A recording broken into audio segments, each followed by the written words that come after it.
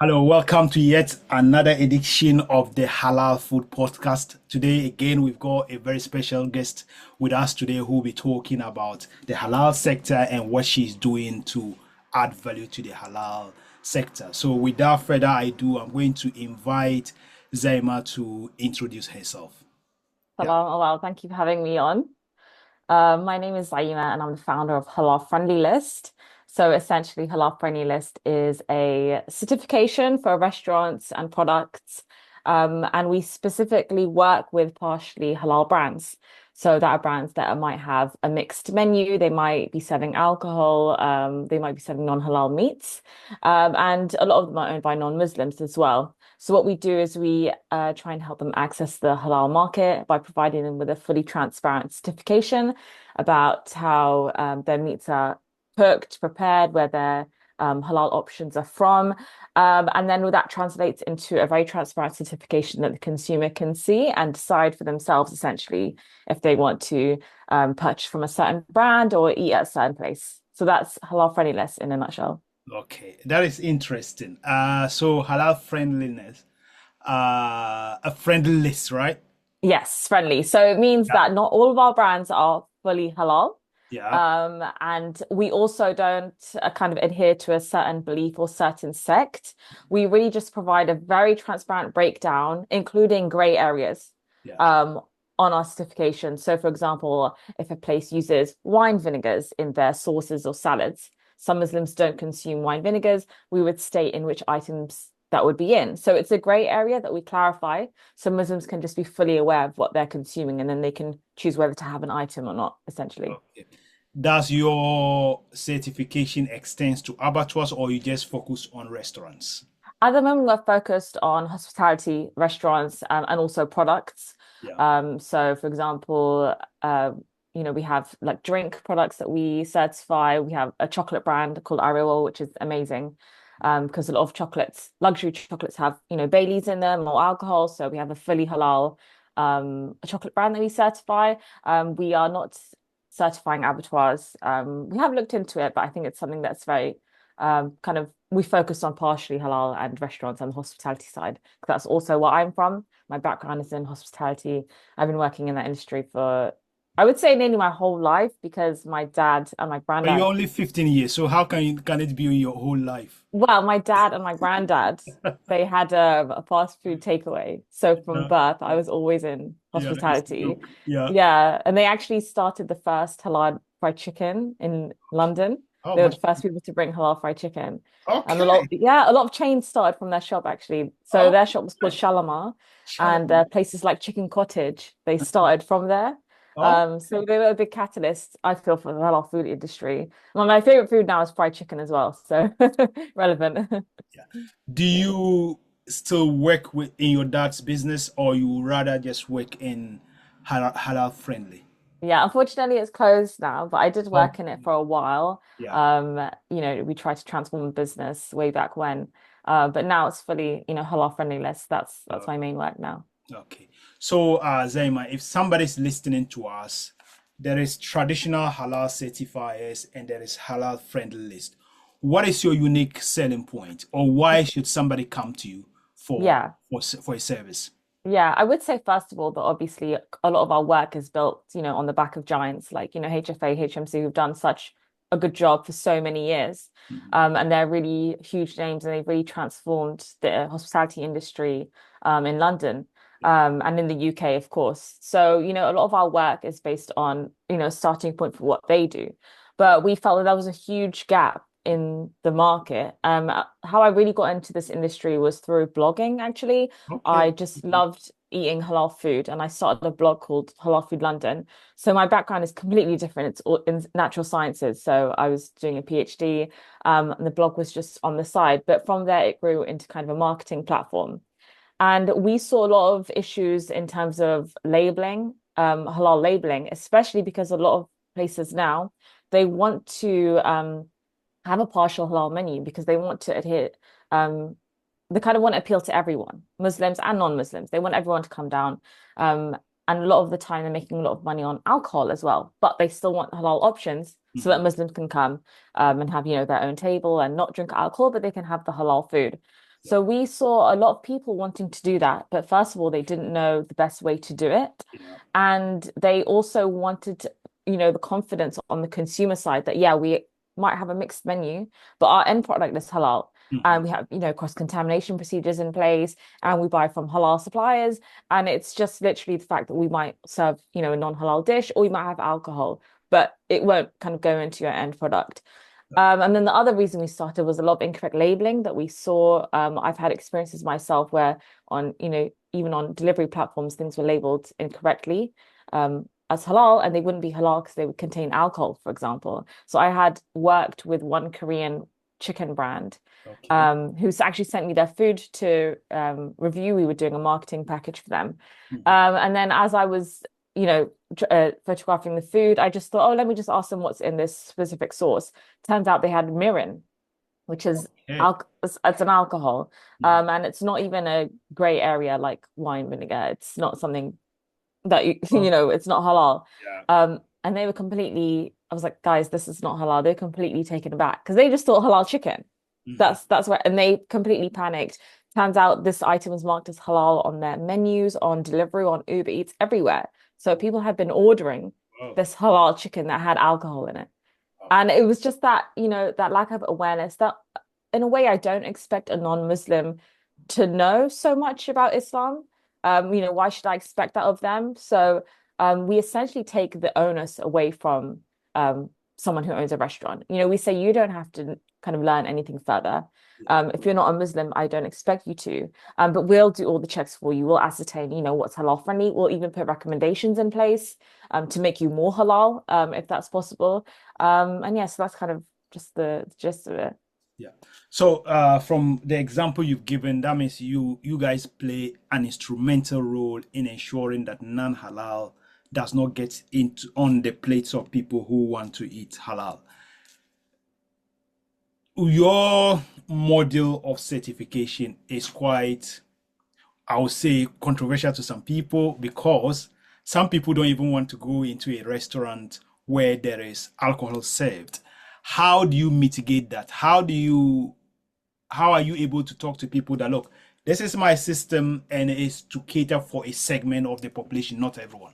But yeah, I the question is the controversy. Yeah. Controversy because Yeah, some, yeah, that's a really good question, and it's something that we've had to deal with from the very beginning. We always knew that there was a lot of people that um would have an issue with what we were doing and maybe wouldn't see the full benefits. yeah, But I do truly believe if someone looks and actually properly reads into what we're doing, they will understand the benefit. We are not promoting, we're not telling someone to eat at a certain venue. We are simply providing a fully transparent certification and a check that they have been audited by a Muslim, by someone on our team, myself or someone who's a Muslim and who knows all our checks. They've been checked by that person.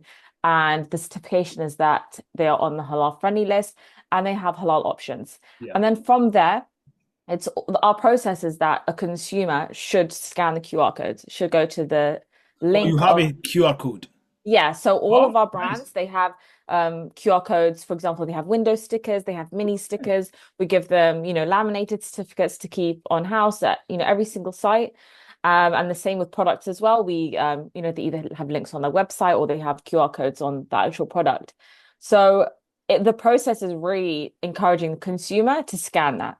And it's leaving it in the consumer's hands. So from that point of view, I don't think there should be any controversy because if someone, has an issue with it, if you have an issue with a certain brand and you don't want to eat there because they serve alcohol or That's your whatever, choice. yeah, exactly, that's your choice, and the information is there. On Mm. the flip side, if we're not doing what we're doing, brands can be labeling themselves as halal and they can be tagging certain menu items as halal. And turns out there's so many issues with cross-contamination along the way, or there's alcohol in it, for example, and they just don't realize. So we're really just kind of trying to regulate the industry in a way because you can walk around London and you can find so many places that just have a halal, like they'll just put the halal sticker on their window and there will be no further information. Staff will not know a further breakdown. Halal is not just if you buy from a meat supplier. We know that there's so many other ingredients that go into it. People also want to know maybe where the meat is from, like with country of origin. We look into that. If it's stunned or not, because not everywhere places might have non-stunned meat, but they might not be HMC certified, right? They might actually buy non-stunned meat. So we just go into every single detail that a Muslim person might ask a restaurant, and we just completely take that off the restaurant or the product's hands. Yeah. So they essentially never have to answer anything themselves. They simply send the certification link across. Yeah. I can see that you've identified a gap in the sector and you are trying to fill the gap. But my next question to you is there are so many restaurants in the UK that are identifying themselves as halal, no certification, but they are just selling products and labeling or just putting a sticker there to say it's halal. What do you think the government can do to sort of regulate the halal restaurant or hospitality sector or even meat production sector so that if you say you are halal, then there should be a third party verifying your claim, not just you. Because if I tell you, look, I'm halal, I could be using something that is not halal, like the example you just gave. Do you think the sector needs help from the government to regulate the sector? Yeah, I mean, I have had a lot of thought about that, kind of going into policy, Yeah, and trying to regulate that industry. But I do, because I've worked in hospitality, as well, I do see both sides of it, yeah, in a way. And from an Islamic perspective, so, sometimes if a place is owned by a Muslim, it can be enough.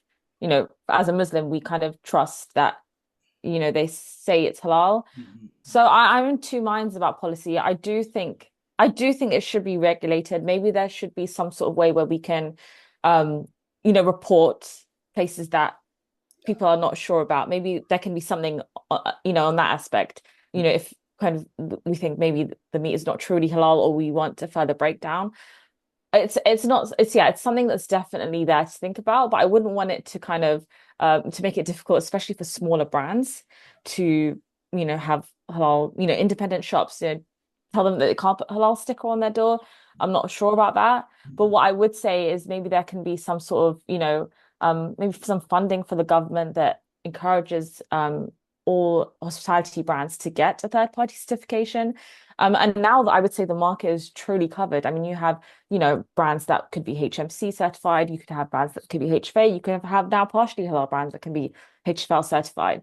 Um, Maybe if there's some sort of, funding where they can access these certifications. I know from our side, we try to keep our pricing like as competitive as possible because our aim is truly transparency, and kind of regulating the industry. So we have like, no issue trying to work with brands, where possible, if there's any issue with that. From my side, I just don't see why a brand who has halal options would not be certified now that they have access to halal friendliness as well. I really can't see, why they wouldn't go for something like that unless there was some issue with their supply chain or some issue with them not being transparent. yeah. So yeah, that's how I see the industry, to be honest. And I think, look, as I say, you've identified a gap, and we need to do a lot of work in the area you're working into. In 2013, the UK found pork DNA in some halal products.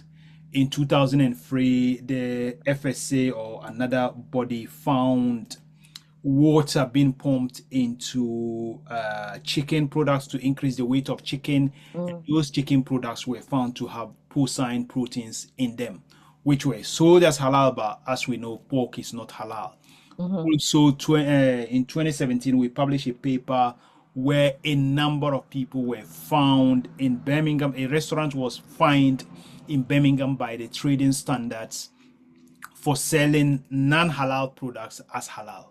Mm. This is where we need a lot of work in. So, what message would you have for big restaurants, big people in the food service, even in the hospital, in the hospitals and other places? What mess do you? My question is: do you also certify hospitals, food supplies? Yeah, we can certify anyone who's serving food essentially. So schools, hospitals, marketplaces, anyone who has a partial halal menu, even obviously that includes vegetarian, vegan, and fish options, right? Which a lot of people forget about. That's all halal. So yeah, we can certify anyone. And yeah, it's a lot of interesting points you've mentioned about kind of these issues. Yeah. What I would say to big brands is I really just can't see why they wouldn't want to, first of all, appeal to the huge halal market. But I think that part is being covered because a lot of brands now are switching to halal, and you can really see a trend in huge chains, which you would never have thought. I mean, I would have never have thought they would have halal options and they will be switching to halal now, which is amazing. I think it's great to see, but they need to take the second step, which is transparency, some sort of certification, so there's some sort of regulation, and there's confidence on both ends. The confidence is not just for the consumer, the one who's scanning the QR code. It is for the people working in the restaurant team to know that they are selling halal products, and to know that they're doing the right thing. And that's why a lot of restaurants actually, when they come to us, a lot of big brands, they say, we want to do halal, but we want to do it right. And I think that's the best approach to have, to know that you might not know everything about halal. You don't know everything about the fiqh. It's completely such a complicated topic. You could study it for years and you still might not know gray areas. I remember when I was first doing it, I learned that nutmeg, some people don't consider nutmeg halal. I had never heard of that before. And Okay. haven't yeah. Yeah. Okay, that one took me by surprise because it has some like drug inducing Okay. properties at like large quantities. Yeah.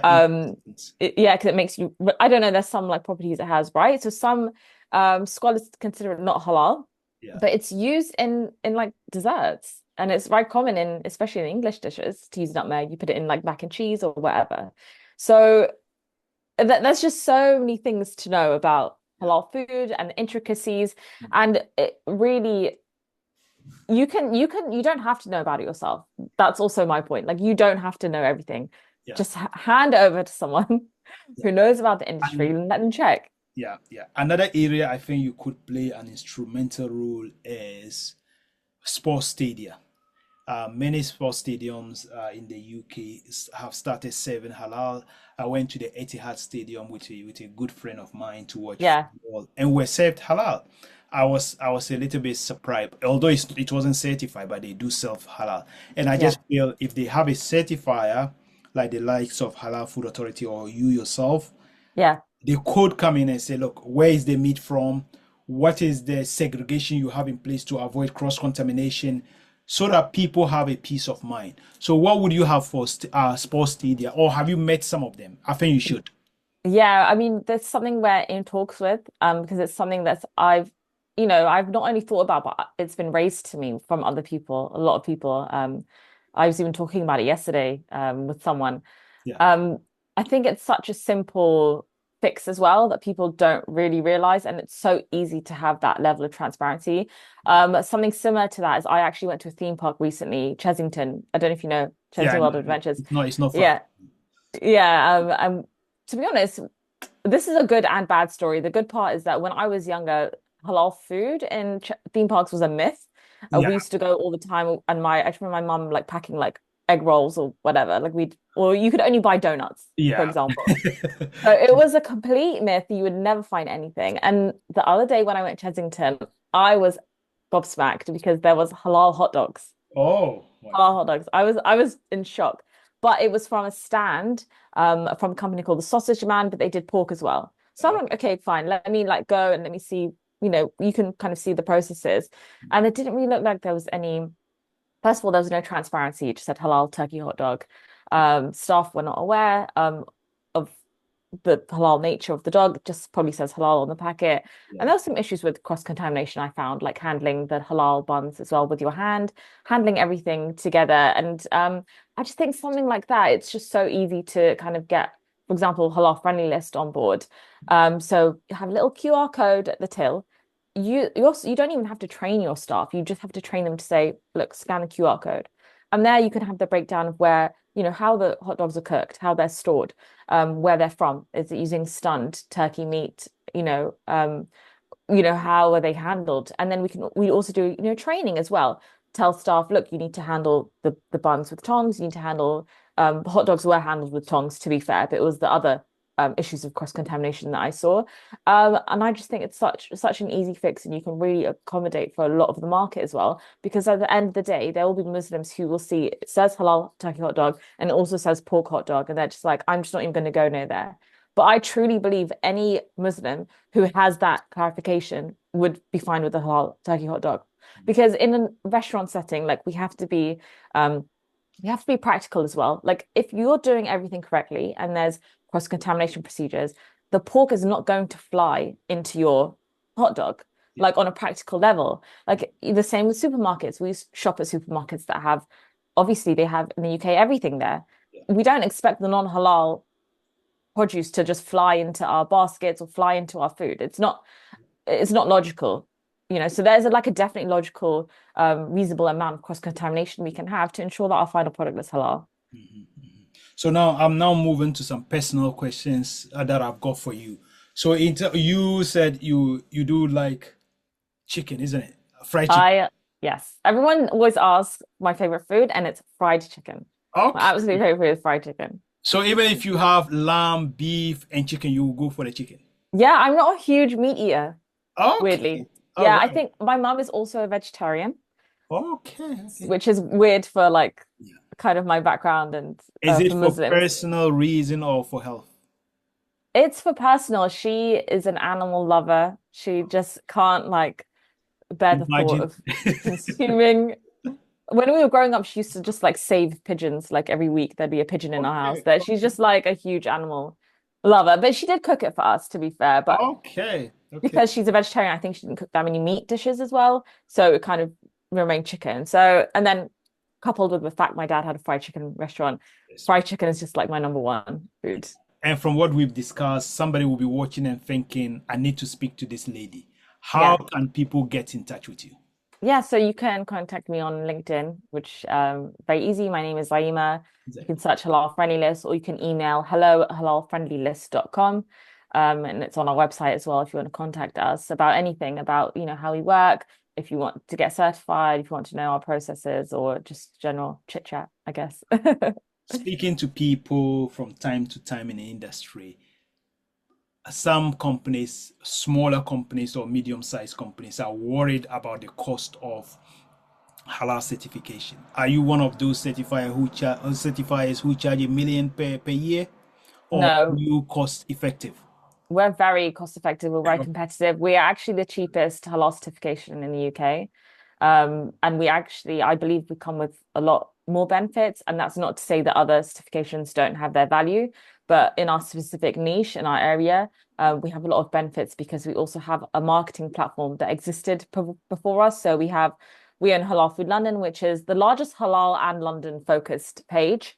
And we have like more than 150,000 followers on TikTok and Instagram combined. Okay. So a lot of the benefits that people come for as well is that we push our certified brands in an organic way on our Halal Food London platforms. And that's something that's kind of no extra fee as well. We kind of package everything into one fee, so there's no, extra costs here and there. So I would say we have a lot of other benefits in terms of marketing as well and getting the word out there. Yeah. Is it just food you focus on, or will you do other non-food products like cosmetics and others? At the moment, it's food and food related products. Mhm. I'm not sure. I mean, we have a listing service for other products, for example, cosmetics or anything that is halal friendly. And that's for B2C and B2B purchasing. So if someone wants to simply get listed because they're certified by another body, we do that as well. And we're kind of building that service as well because a lot of the questions we get is where can I find halal X or Y or Z? Because we have a lot of experience in the industry. So that's something we're growing at the moment as well. Yeah. So the other thing is, if we look at data from the Office for National Statistics, Muslim population grew from 2.7 million, I believe, to 3.9 million now. And Mm. within that time, Muslims used to consume 30% of the lamb that we produce in the UK. That has jumped to 30%. Considering the fact that the Muslim population is only 6.5% consuming 30% or accounting for 30% of lamb meat shopping in the UK. What do you think the halal market will look like in the say in next 10 years? To be honest, I think that it's really a cultural thing as well. Especially in the UK, like a lot of the Muslims are from, like either Asian or African, and there's kind of cultures we Yeah, meat is a luxury, and correct. because it's more accessible now, we want to buy it more. And a lot of cultures they don't have a meal without it's not considered a meal if there's no meat, Yeah, for example. I mean, I have Afghan family and they say the same thing. Like a meal has meat in it, yeah, and especially like lamb, or beef or something, not even chicken often. And I think it will grow in that aspect, but I also think there will be a push from the younger generation to have more transparency, and to be more aware of the ethics of the meat, because I've really seen a trend in that. And I think it's great. Muslims are really asking where their meat is from, and they also understand that the quality of the meat will affect, first of all, their bodies, yeah, and it also does affect their iman as well, because at the end of the day, the halal nature of a product is not ascertained just by the end slaughter. yeah. It's also about all the things that come before it, its life, how it was raised, what it's been eating. Correct. We have that tayyib aspect and we have the end slaughter, and those things should go hand in hand. And I do think, when I was growing up, I wasn't fully aware. We just thought halal is halal. Correct. But now there's a lot, I think there is increasing awareness, and that's something that we are also looking to do as well. Yeah, So we do, on our website, we kind of push if a place has ethically raised meat, for example, grass-fed beef or corn-fed chicken, free range. We highlight that, and that's something that we're looking to also increase in terms of giving places gold stars or kind of benefits that if they're using ethical meat. So I think although meat consumption is generally increasing, I do think the push for having fair and ethical and tayyib meat will also increase. what message have you got for restaurants and people involved in catering who are reluctant to get halal certification because they think it's an enormous task? Do you think it's something people can manage? It's not something that is too onerous, and then it's something they can easily do, or is it Yeah, difficult?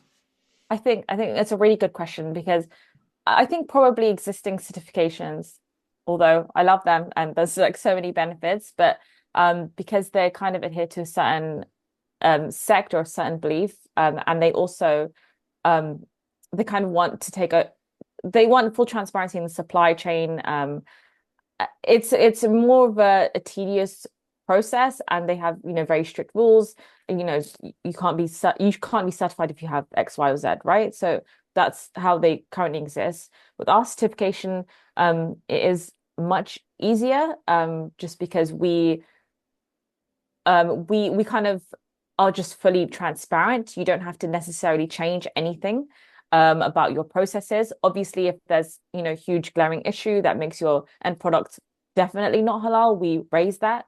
And that's something that maybe we couldn't move forward with. But on the whole, I think if you are a restaurant that has normal health and safety rules in place, you will have those cross-contamination procedures anyway. I mean, I have been pleasantly surprised by the restaurants I go to, and just seeing like how clean they are, how much they care for where they're putting their halal meat. And then, they're not even Muslim and they really have, all these procedures in place. And I think that's what, from a general hospitality standard, a lot of restaurants have that as well. Yeah. So I think, we try and make it as easy as possible. We don't, you don't have to change your suppliers. You just have to, we go through a full breakdown of what your ingredients are, and your halal meats. And we just make it as simple as possible to be halal friendly, essentially. And we also always recommend if there's room for improvements as well. Yeah. My last question to you, Zaiymah, is if a consumer has never heard of you, or if a consumer who has heard of you is walking past a restaurant that is certified by yourselves, how can they know the restaurant is certified, and what procedures do they need to go through with your QR code and all that to be able to consume with a peace of mind? Yeah, so all of our restaurant partners have window stickers now, so they should be very easily seen on your front doors. So you can check out places like Bagel Factory, T4, which is a bubble tea chain, Chicken Shop. Char Time. We have a lot of huge brands that have a green and white window sticker, and it's the same size as your uh, health and safety rating. It's the same size, it's usually in the same place as well. And it will normally say this brand is halal friendly list certified with a full halal menu, or it would be coded in orange to say a partial halal menu, just so you're aware straight off the bat if they have a full menu or if they're serving other items. And there's also a QR code on that sticker, which we recommend that a consumer scans. And from there, they can see the full breakdown of exactly what is served on the premises, what areas of any issues they might have, any gray areas, for example, sauces that might have wine vinegars, etc., etc. So we always recommend scanning QR code just so you can learn more as well about the process. You can learn more about what you're eating in terms of the meat, and you can also see if it adheres to your beliefs as well and go to a place or not. Yeah. So, well, I did say that was my final question. Is it just you in Halal Friendly List going around doing this, or do you have a team behind you? We have a very small team. I think there's about 8 of us now, a lot of them part-time, and then we have 2 full-time as well. So we have a lot of people on the marketing side as well. So we have our YouTube arm, which is all included in our package. We have videographers, hosts, and we have one of my main colleagues who does certifications for us. And then I kind of jump in as and where, obviously building the brand as well. So yeah, we have a small but really lovely team. Mostly Muslim as well. Obviously, the people who are doing the checks are Muslim. But yeah, small but nice. Thanks so much, Zaiymah, for having the time with us. And inshallah, I'll look to invite you again if we need any clarification in the future, inshallah. Thank you so much. I hope I answered all your questions, and thank you so much for having me on board as well. Thank you. Thank you. Thank Assalamu you. alaikum. Walaikum salam.